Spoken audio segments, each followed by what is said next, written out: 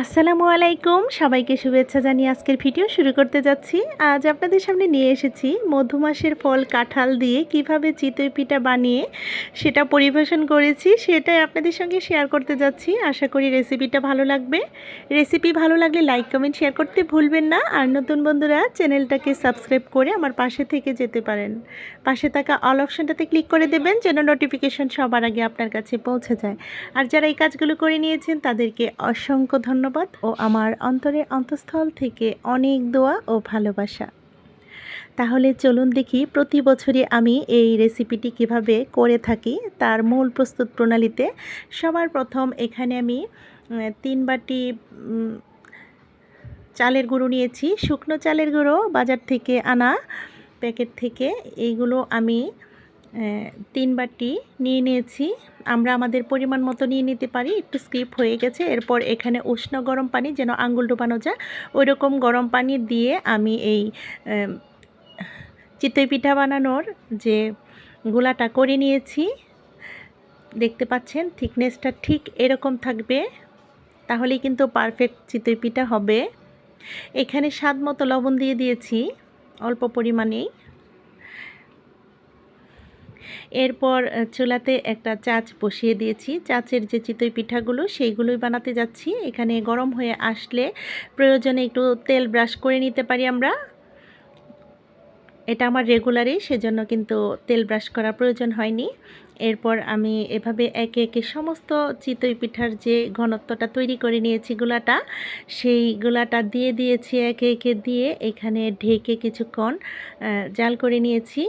জাল করে নেওয়ার পর চুলার আগুনটা মিডিয়াম লোতে রাখবো। এরপর একে একে উঠিয়ে নিচ্ছি। দেখতে পাচ্ছেন নিচে কিন্তু পোড়া লেগে যায়নি আর একদম লেগেও যায়নি। আমি আবারও বলছি, এই চিতই পিঠার চাচে কিন্তু আপনারা প্রথম অবস্থায় যদি করেন তাহলে কিন্তু প্রথমবার একবার তেল ব্রাশ করে নিলেই হবে। আর আমি যথেষ্ট পরিমাণ এখানে অনেকগুলো বানিয়েছিলাম, কারণ এটা আমার এই কাঁঠালের যখন সিজনটা হয় তখন কিন্তু এই চিতই পিঠাটা আর মেরা পিঠা যে সেটা দিয়ে আমরা খেয়ে থাকি। আমাদের নেত্রকোনার মানুষেরা সবাই কম বেশি খেয়ে থাকে, আমাদের এটা না হলেই চলে না। তো একে একে আমি সমস্ত পিঠাগুলো এভাবে বানিয়ে উঠিয়ে নিলাম। আমরা চাইলে চাচের মাধ্যমে চাচ ছাড়াও আমরা ব্যবহার করতে পারি ওই তাওয়াগুলোতে। এভাবে আমি সমস্ত পিঠাগুলো উঠিয়ে নিয়েছি। চুলার আগুনটা কিন্তু কম রাখতে হবে আর ঢেকে এখানে 1-1.5 মিনিটের মতো আমরা জাল করে নেব।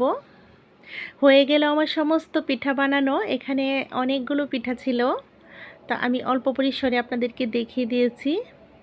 আর আমাদের কনসিস্টেন্সিটা কিন্তু খুব পারফেক্টভাবে করে নিলেই একটা পারফেক্ট পিঠা তৈরি হয়ে যাবে। দেখুন আমি একটা ভেঙে দেখিয়ে দিলাম ভেতরের অবস্থাটা কীরকম। এখন আমি একটা কাঁঠাল ভেঙে নিচ্ছি। এটা আসলে প্রতিদিনই খাওয়া হয়, কেন যেন এটা আমি আজকেরটা শেয়ার করে ফেলেছি, ভাবলাম যে একটু শেয়ার করি আপনাদের সঙ্গে।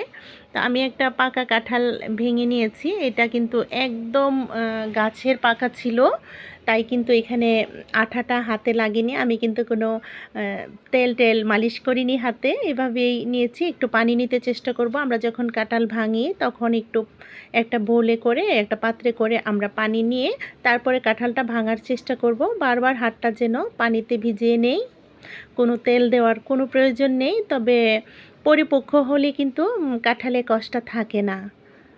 পরিপক্কতা যদি একটু কম থাকে তাহলেই কিন্তু কাঁঠালে অনেক আঠা থাকে। তো আমি এভাবে সমস্ত কাঁঠালটুকু ভেঙে নিয়েছি। প্রতিদিনই আসলে আমাদের এটা নাস্তা হয়ে যায় সকালবেলায়, তো একদিনেরটা আমি শেয়ার করে ফেললাম। কাঁঠালটা যথেষ্ট পরিমাণ মিষ্টি ছিল। আর দেখুন আমার হাতে কিন্তু কোনো আঠা লাগেইনি।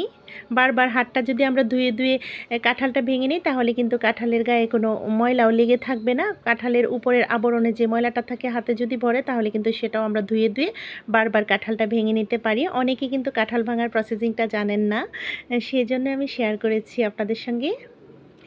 যারা একটু আনাড়ি তাদের একটু হলেও যদি উপকারে আসে সেটা মাথায় রেখেই কিন্তু আমি এই ভিডিওটা শেয়ার করলাম।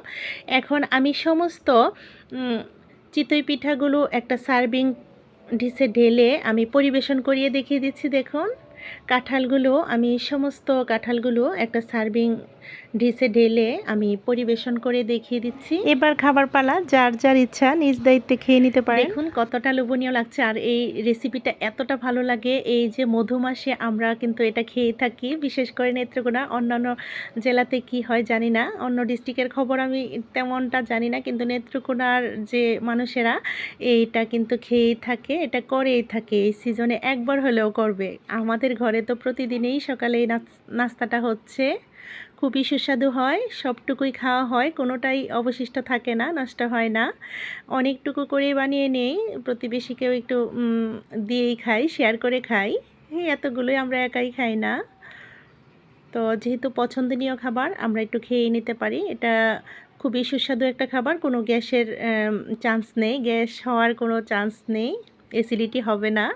এভাবে যদি আপনারা বানিয়ে খেয়ে নিতে পারেন চটজলদি সকালবেলা বিকালবেলা নাস্তাতে আমরা এটা রাখতে পারি।